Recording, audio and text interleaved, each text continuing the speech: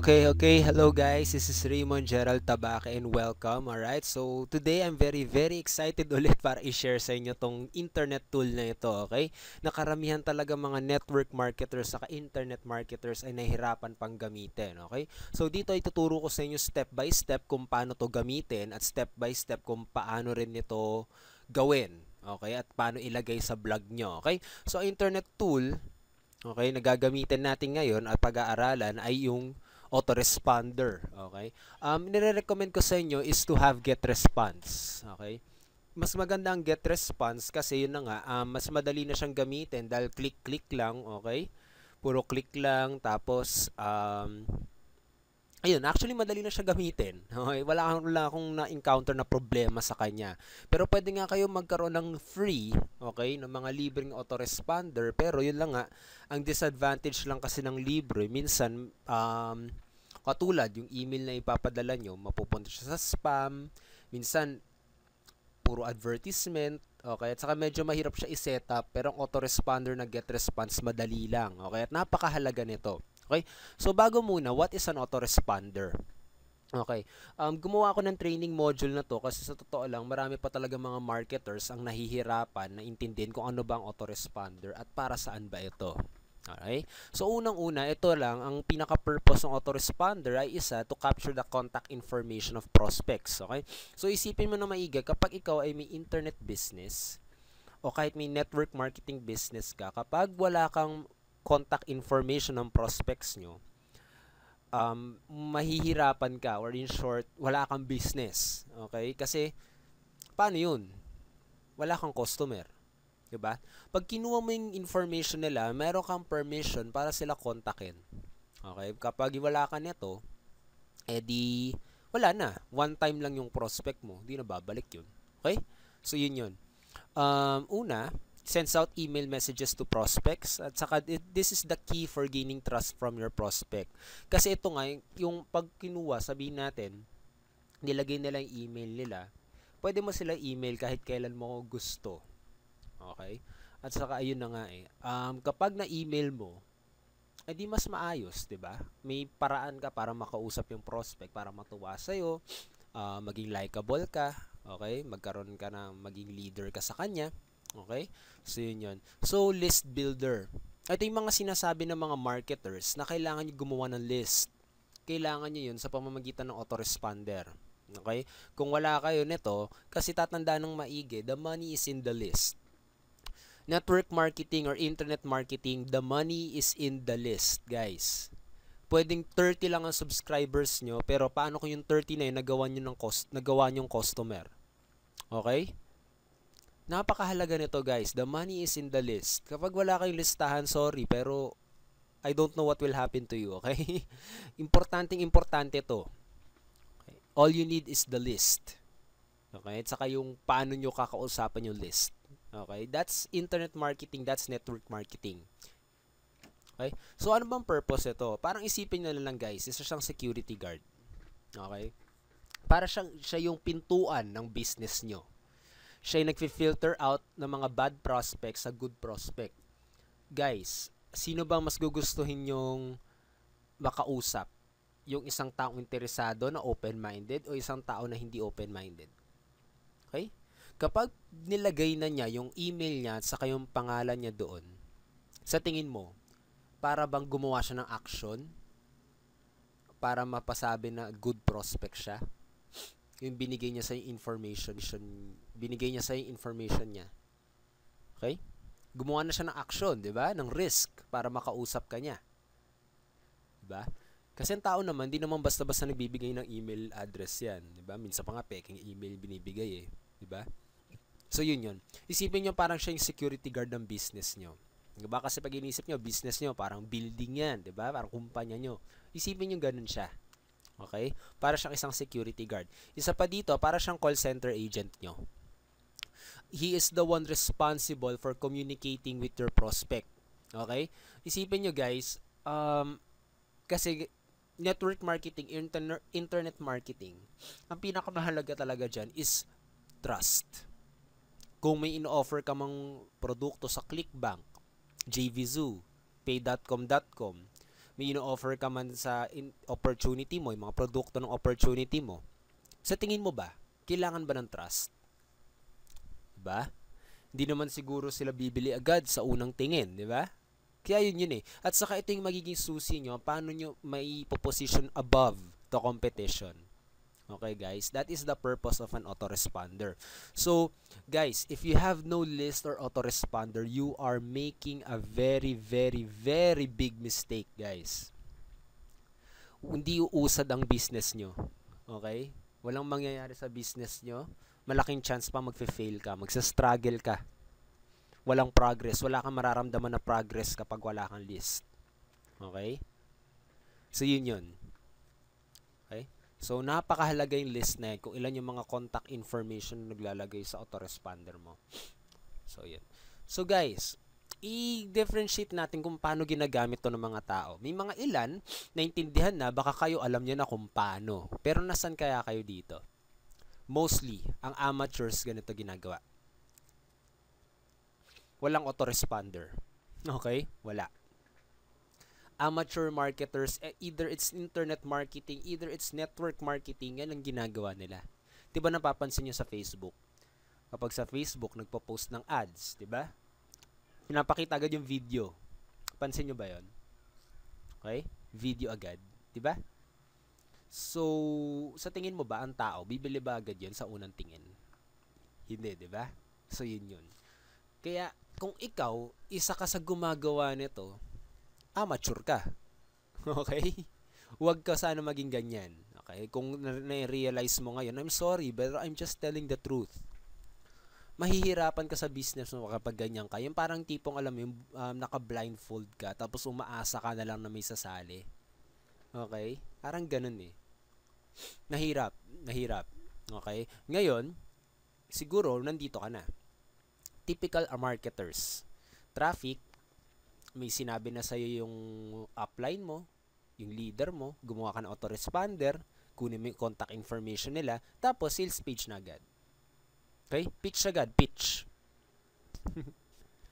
Ano ba nararamdaman ng tao kapag nag-pitch ka agad sa tingin mo? Diba? So, hindi ba sa tingin nyo, isang pitch lang agad?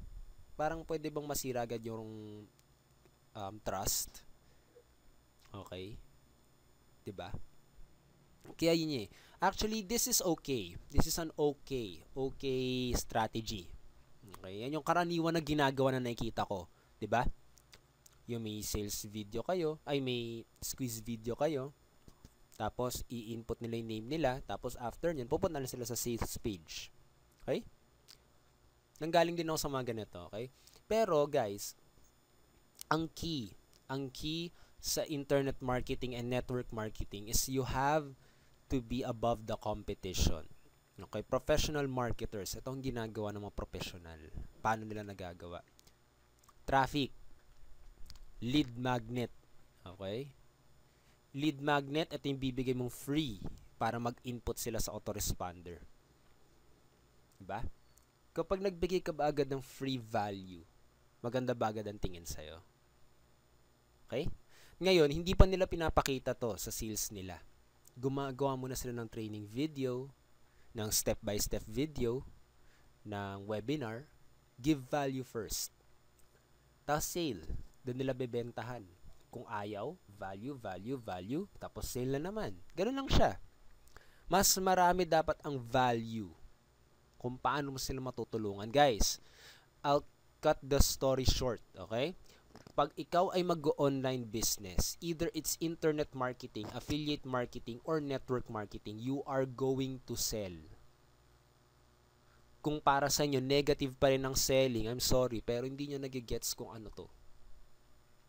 Kasi guys, kung bakit negative pa rin kayo sa selling, yung iba sa inyo, it's because may negative indication pa rin kayo sa sales. Okay? Sana isabuhay nyo na ang sell is you sell solutions. Okay? Solution. You're a solution provider. Okay? Kailangan talaga matibay ang foundation nyo dito. Kasi guys, actually ako nanggaling na rin ako sa ganito. Kung sobrang naubos ang pera ko nung ganyan ang pag-iisip ko. And I hope that you prevent that. Hindi kayo mapaikli ang learning curve nyo. Okay? Ma-prevent nyo yung mga ganong klaseng failures and frustrations. Okay? So, sana, ang target nyo maging ganito. To be a professional marketer. Huwag nyo tatargetin ng pagiging typical lang at saka amateur. Okay? So, next. Okay. So, guys, ito ang sinasabi ko sa inyo. This is the marketing funnel. Siguro marami na kayo nakikitang videos na ganyan. Ito. Traffic. Siguro, alam nyo ng traffic, diba? Ang traffic, ito yung mga taong tumitingin sa website mo, kaya sa autoresponder mo or sa landing page. Okay? Kung hindi nyo pa alam paano gumawa ng landing page, gumawa ako ng video. Pero I really recommend and suggest that you buy, not really buy, okay, sige, that you buy or you get landing pages na napakaganda. Okay? Meron yun sa sa Tambay Academy Inner Circle, ilalagay ko sa links below. Nagpo-provide sila ng mga landing pages for free. Okay? Kung pumasok ka as a member. Nagbibigay sila ng ganun. Okay? Paano mo ilalagay sa website mo. So, ayan. Traffic. Yung mga taong tumitingin doon, sabihin natin, 1,000 ang pumunta sa landing page mo. Sa lead capture page, ayan. 1,000. Sabihin natin, mga 100 lang doon ang magiging leads ang mag-i-input. Yung leads na yon, it's up to you. Kung gusto mo opportunity na agad, ipipitch mo na agad. Pero I strongly suggest that you just give value first. Okay? Wala munang selling. Walang kahit anong presyo. Walang kahit anong ganun. Okay? So, after nyan, follow-up emails. Ayun yung mga value. Tapos, sale ulit. Paikot-ikot lang, guys. Pero lagi niyong tatandaan na dapat mas mahalaga pa rin yung pagbibigay ng value. Okay? Mas marami ang value kaysa sa sell o sa sale. Okay, sana na-gets nyo ha kung anong autoresponder. So, ito, tuturo ko na sa inyo step by step na karamihan naguguluhan pa kung ano bang autoresponder. Okay.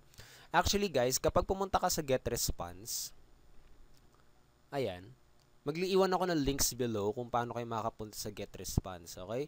So, ayan, ang GetResponse kasi meron siyang 30-day free trial. Hindi ko sa inyo pwedeng maturo kung paano ang Listwire, which is free, kasi hindi ako gumagamit yun. Baka kung ano-ano ituro ko sa iyo, okay? Kaya, eto na lang muna yung ituturo ko sa inyo. GetResponse, pag nagpunta kayo ng GetResponse, makikita nyo tong page na to. Okay? So, ayan. Dito, ang unang-una nyong gagawin ito, your current campaign. Gagawa kayo ng campaign. So, pipindutin nyo tong gear. Ay, ito pala. Sorry. Yung drop-down menu. I'm sorry. Drop-down menu pala. Okay? Yung drop-down menu. Tapos, create campaign. After nyan, maglalagay ka ng pangalan, ng ano gusto mong pangalan nung autoresponder mo. Binang akin, pangalan ko Raymond. Create new campaign. Ay, exist na raw siya. Raymond 123. Sige. Okay. So, ayan. Ang next yung gagawin dyan, since meron na kayo dito, lalabas na yan. Okay? Ang gagawin nyo muna dyan, pwede kayo gumawa, sabihin natin ito, web form. Gagawa muna kayong web form. Create new. Okay? So, mapupunta kayo sa ganitong page. Ayan, dyan lalabas yan. Okay. So, guys, sa isang web form, ang pinakamahalaga dito is your headline. Ito yung magsasabi sa prospect mo kung bakit sila magi-input. Okay? Ang mahalaga dito, sabihin natin, lagay kayo dyan, free videos inside. Okay? Learn how to earn money. Earn 500,000 pesos in 3 months. Okay? So, yan. mahalaga yung headline. So, eto, i-design nyo na lang. Nandiyan ang para siyang Word. Kung marunong kayo mag-Microsoft Word, magagawa nyo yan, okay? At marami kayong mapipilian design dito. Pero I suggest na very simple lang siya. Okay, simple lang. Na straight to the point. So, dito, pwede mo ibahin yung pangalan ng labels mo. Pwede name, pwede mo lagay first name. Okay? Dito, best email, email. Okay? So, pag nag-input sila dyan, mapupunta sila doon sa page nyo na papadalan nyo. Okay?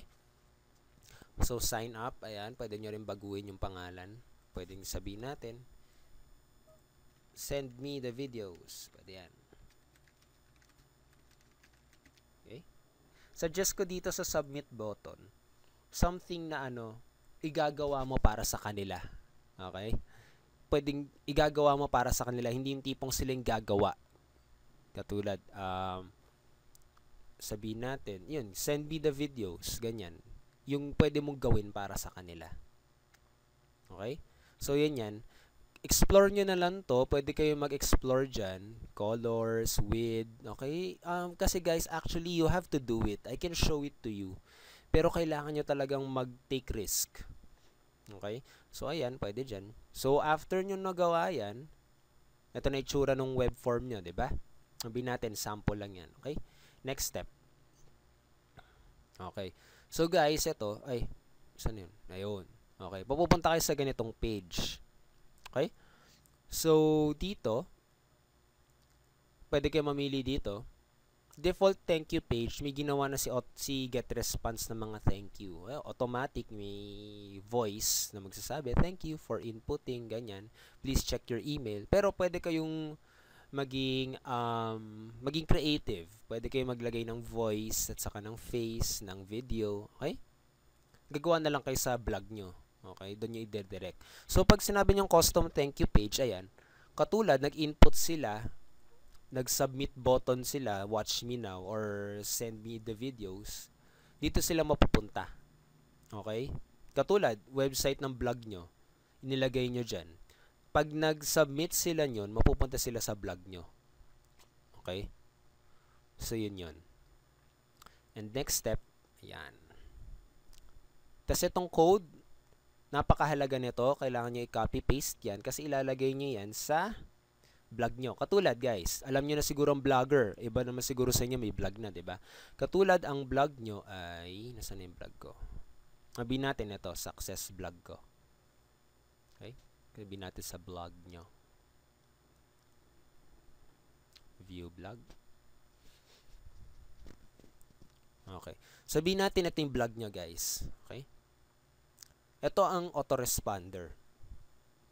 Sabihin natin, gusto natin ilagay sa blog nyo. Sa blog nyo. Okay? So, punta lang kayo sa template.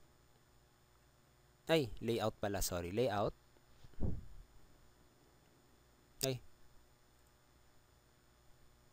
Template pala. Tama. Ba't ganun?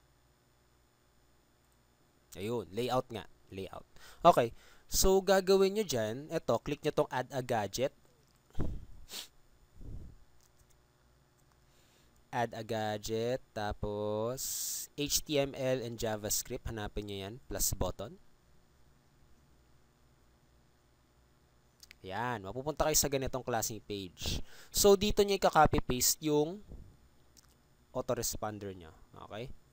So, nasaan na yun? Yan. Copy. Saan na yun? Hanapin nyo yun. Paste.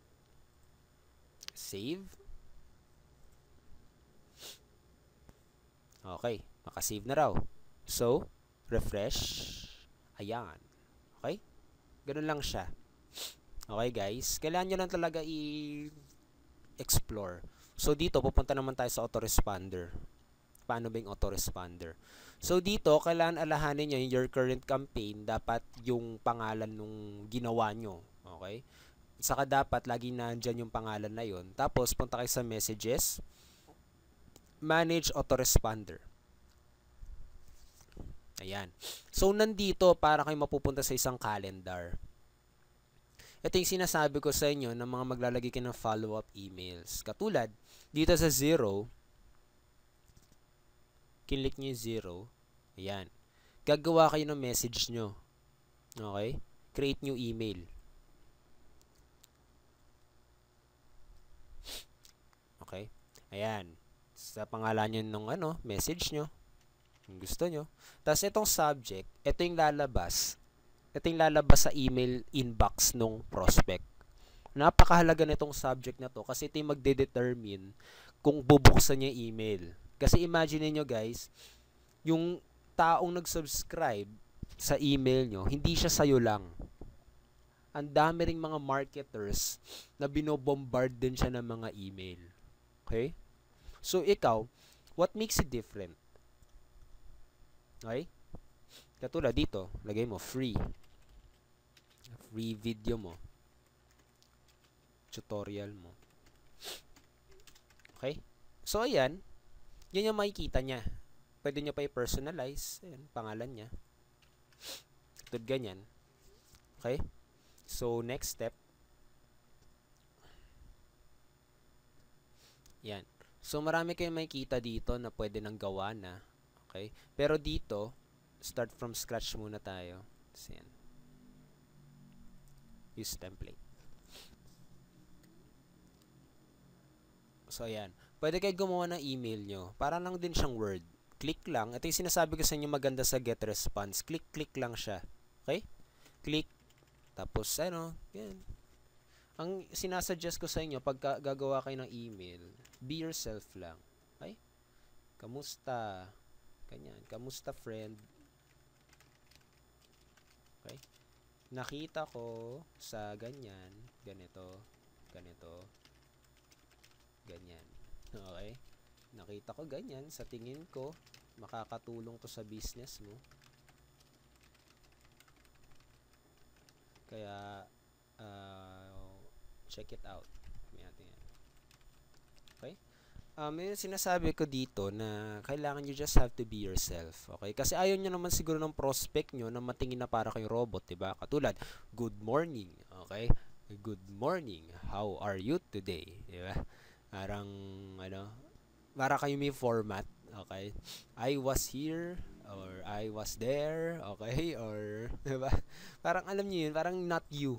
It's not you. Parang ikaw rin, parang ma-weirdoan ka rin sa ginawa mong email. Ma-awkward din ka din. Kaya, I really suggest na maging, be yourself. Okay? So, yan. Sabihin natin, ito na yung email nyo. Pwede kayo maglagay ng image ng mga banners nyo. I-upload nyo na lang. Ito. Okay? Kailangan nyo talaga pag-aralan and i-explore. Okay? So, next step. Ayan. So, lalabas na siya dyan. Okay? So, kapag dyan, save. Ayan. So, lalabas na siya dito sa calendar. Ibig sabihin nito, guys, pagka-input niya ng email niya at saka nung name niya, masisendan na agad siya dito. Masisendan na agad siya ng email. Okay? Depende sa schedule mo. Pwede mo rin siya i-schedule eh. So, masisendan na agad siya ng email galing sa inbox niya, which is galing sa email mo. Okay? So, nandun yung pangalan mo. So, ganyan. May mga numbers dyan. Okay? Pwede mo lipat-lipat. Pag sinabi nyo 0, agad-agad. Okay? So, kayo bahala kung paano nyo i-follow up yan. Imagine nyo na lang, may kausap kayong isang prospect. Paano kayo nagpa-follow up? Everyday nyo ba? Okay? Every twice a day ba? Every other day ba? Okay? Every other 3 days? Every week? Kailangan nyo i-schedule. Kasi, syempre, ayaw nyo naman na ma-report kayo na spammer, diba? Na spammy yung ginagawa nyo, spam. So, kailangan strategically magawa nyo. Isang suggestion ko, dito, value muna. Siguro magbigay kayo ng tips. Okay? Para ano yung benefit mo kuha niya porket nag-subscribe siya. Okay? Ganyan. Tapos, after nyan, isa pang value.